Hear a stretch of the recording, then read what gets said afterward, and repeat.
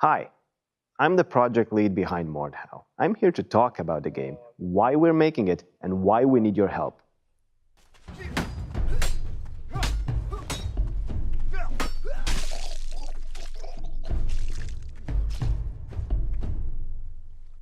Mordhau is a multiplayer melee game. It's about cool battles and tense moments. The combat is deep and the techniques you can learn are many. The battles range from duels all the way to large open skirmishes of up to 64 players with horses, siege engines, and castles to be stormed.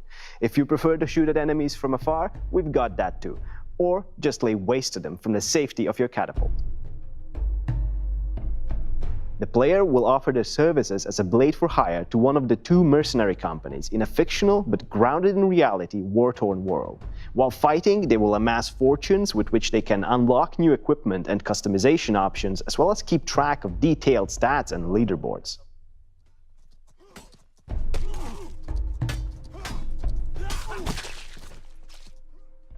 We're a 10-person international team, driven by our passion for melee games and the medieval era. We've accumulated thousands of hours of playtime in similar titles and are using this experience to further evolve the genre.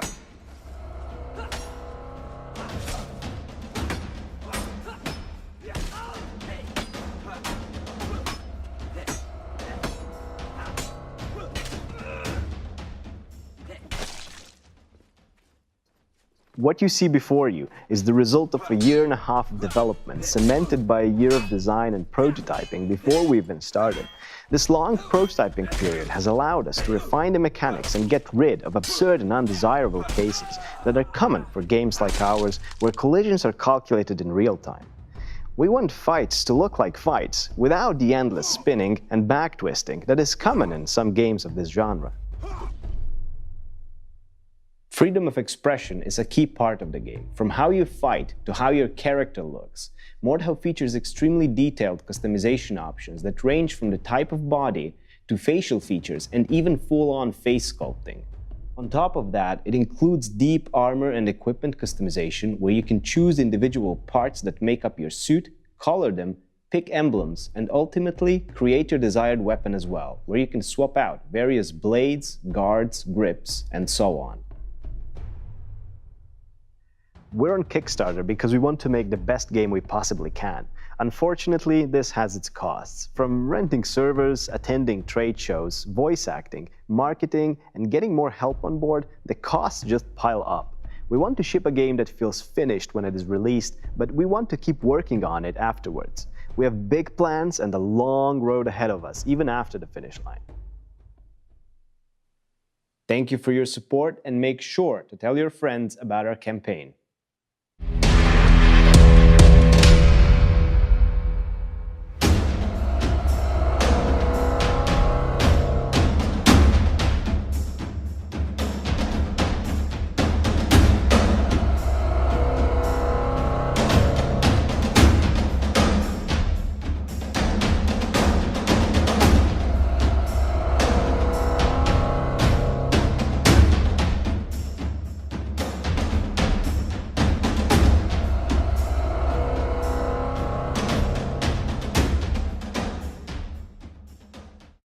In this update, we will be looking at some of the combat mechanics in Mordhau. As a disclaimer, keep in mind that this is pre-alpha footage. Much of the content is subject to change, and all sounds are placeholders that we intend to replace in the final product. The combat is the absolute core of this game. It is something we've prototyped and tested over more than a year to make sure it is designed to encourage fights that look like fights and not ballet auditions. That it is easy to pick up and difficult to master, and that it works smoothly online. The controls are the first step. Since tastes differ, we plan to offer a variety of control schemes that will make those with experience in previous melee games feel at home. In this video, we will be describing the control scheme that we're originally designing for and that feels the most organic. Besides the standard FPS movement controls, with the left mouse button the player can perform a cut. The cut is a good sweeping attack, which can also be angled by moving the mouse in the desired direction before pressing the button. This results in cuts from below, above, left or right, or really any angle you want. The scroll wheel performs a thrust. Now, just like the cut, the thrust can also be angled with the mouse. Attacks can be chained into combos, which is especially useful when trying to recover from a miss that would otherwise leave you defenseless. The right mouse button is used to execute a parry. A successful parry must be aimed at the opponent's weapon. Blocking high if the blow is coming from below is not going to work. The second ingredient to a successful parry is timing. The parry only lasts a split second and leaves you exposed after that duration if it failed to block anything. A successful parry will also drain stamina. If you are not careful, you may end up getting disarmed by your opponent if your stamina runs out. After parrying, the defender can perform a riposte, which can then be parried by the enemy in turn.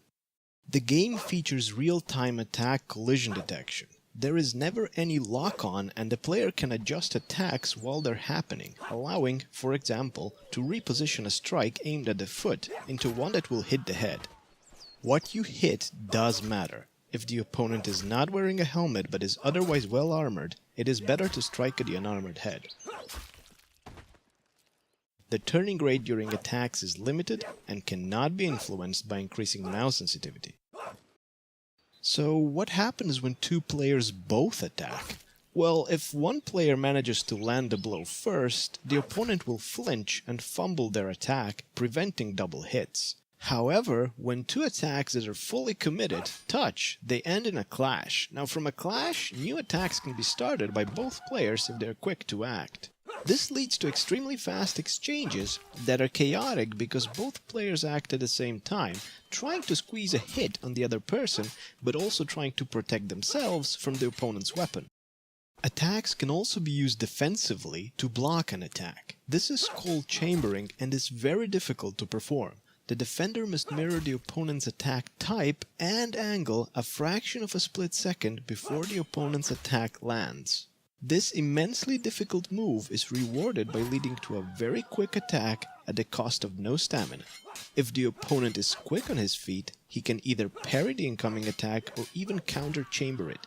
Chamber exchanges can be spiced up through the use of attack morphing, which changes a cut into a thrust or vice versa to throw off the opponent's counter-chamber attempt.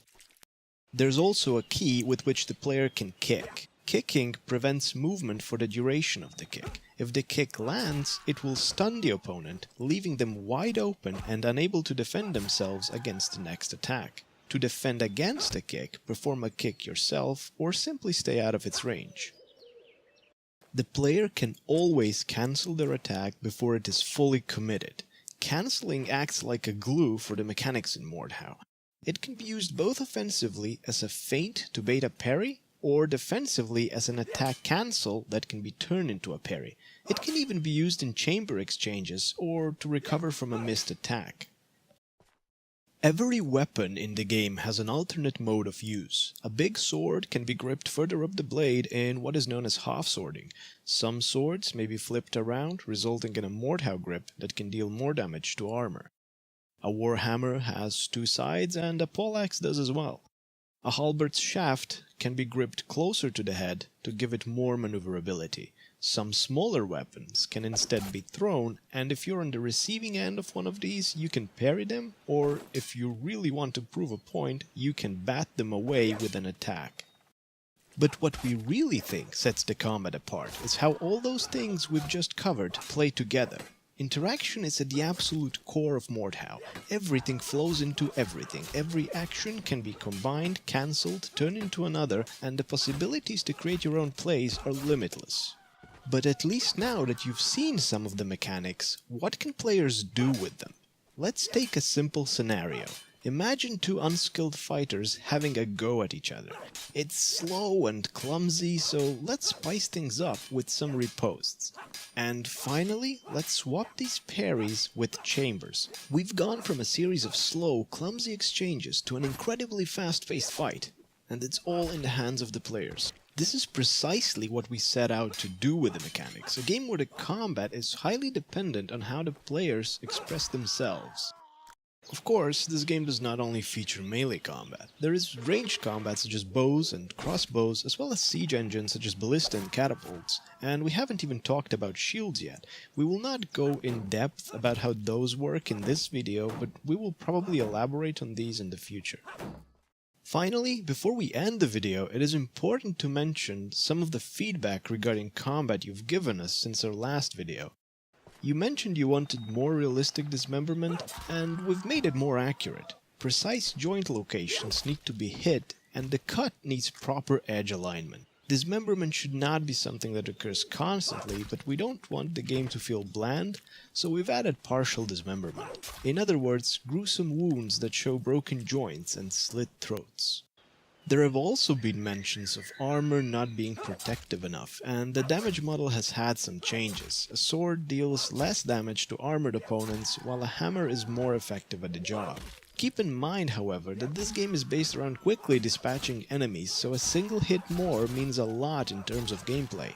The game does not feature wrestling that would be used in real armored combat, as it is difficult to make fluid gameplay around such mechanics and makes it impossible to deal with multiple opponents. So we treat armor as more resistant but still defeatable. This is by no means a realistic depiction of armor, which also brings us to the next point, realism. While we promise you won't find giant plastic swords in this game, it is nonetheless not a realistic depiction of historical European martial arts or HEMA.